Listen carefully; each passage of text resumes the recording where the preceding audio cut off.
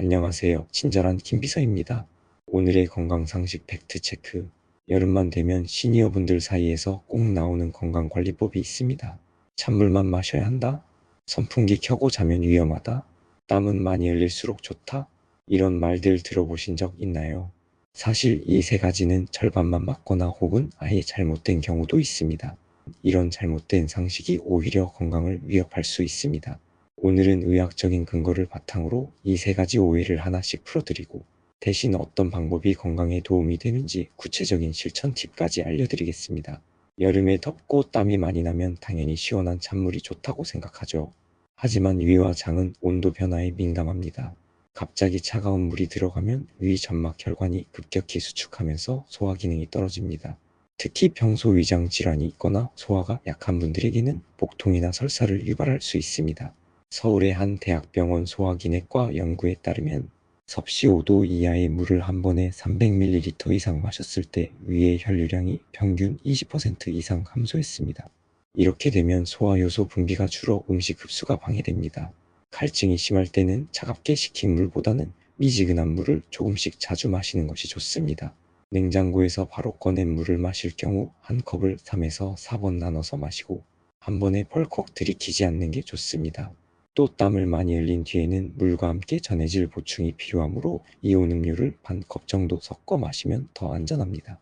외출 시 보온병에 미지근한 물을 챙기고 냉장고 물은 상온에서 5분에서 10분 두고 마시며 식사 직후에는 찬물을 피하는 습관이 좋습니다. 예전부터 선풍기 틀고 자면 죽는다는 이야기가 있었습니다. 실제로는 선풍기 자체가 위험한 것이 아니라 사용 방법이 문제입니다. 아주 가까운 거리에서 장시간 바람을 직접 쐰 경우나 밀폐된 방에서 바람을 한 방향으로만 오래 쐰 경우 체온이 과도하게 떨어져 저체온증이 올 수 있고 수면 중 체액 손실이 심해져 탈수가 올 수도 있습니다. 국내외 열사병 연구 보고서에 따르면 선풍기를 올바르게 사용했을 때는 체온을 0.5에서 1도 낮춰주고 심장 부담도 줄여준다고 나와 있습니다.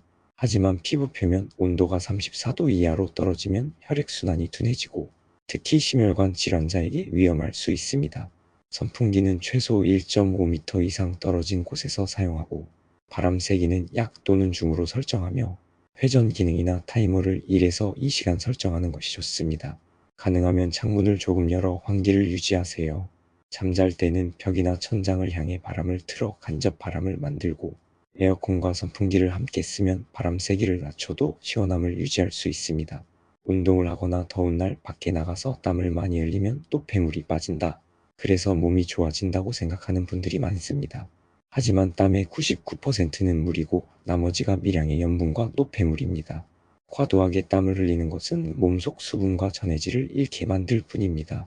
폭염 속에서 장시간 땀을 흘리면 혈액 내 나트륨 농도가 떨어져 어지럼증, 구토 심하면 경련까지 생길 수 있습니다. 특히 심장질환이나 신장질환이 있는 분은 탈수로 인해 혈압이 불안정해지고 심장 부담이 커집니다. 미국 스포츠의학회 자료에 따르면 체중의 2% 이상 수분이 손실되면 근력과 집중력이 떨어지고 4% 이상이면 운동 능력이 절반 이하로 감소합니다. 심한 경우 의식소실 위험도 있습니다.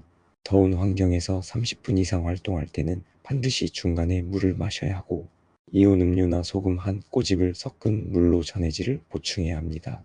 운동 후 땀을 너무 많이 흘렸다면 체중을 재서 빠진 만큼 수분을 보충하는 것이 좋습니다.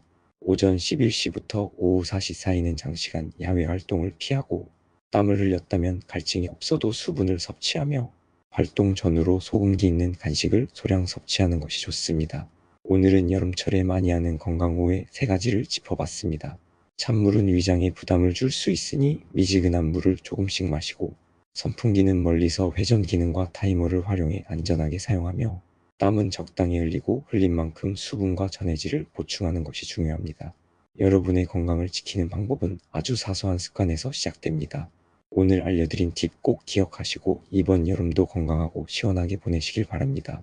영상이 도움이 되셨다면 주변 분들에게 공유해 주시고 좋아요, 구독 부탁드립니다.